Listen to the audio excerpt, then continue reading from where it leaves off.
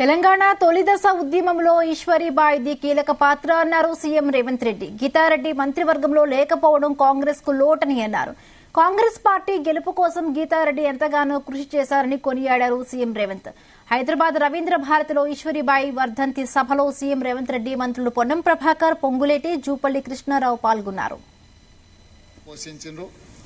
వారు రాజకీయాలలో రాణిస్తూనే శ్రీమతి గీతారెడ్డి గారిని ఒక మంచి డాక్టర్గా చదివించి సమాజంలో అత్యున్నతమైన గౌరవము, మంచి చదువు, అన్నిటికంటే ముఖ్యంగా మా డాక్టర్ గారిని మనందరం మనస్ఫూర్తిగా అభినందించాలి.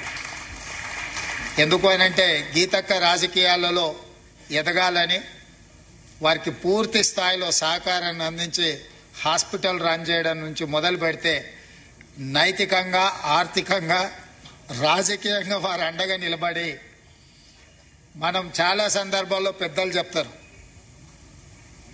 ప్రతి పురుషుడి విజయం వెనకాల ఒక స్త్రీ ఉంటుందని. కానీ ఇక్కడ స్టోరీ కొంచెం రివర్స్లో ఉన్నది. గీతక్క ప్రతి అడుగులో, ప్రతి విజయంలో డాక్టర్ గారి స్ఫూర్తి, డాక్టర్ గారి సహకారం ఉంది. మనందరం కూడా వారిని మనస్ఫూర్తిగా అభినందించాలి. గీతక్క ఒక మాట చెప్పిండ్రు, ఎన్నో కార్యక్రమాలు ఉండి ముఖ్యమంత్రి గారు ఇక్కడికి వచ్చిండ్రు అని. ఇది నేను బరువుగా భావించాను, బాధ్యతగా భావిస్తాను. గీతక్క నేను ఎప్పుడు కూడా ముందు నుంచి వారికి చెప్పిన,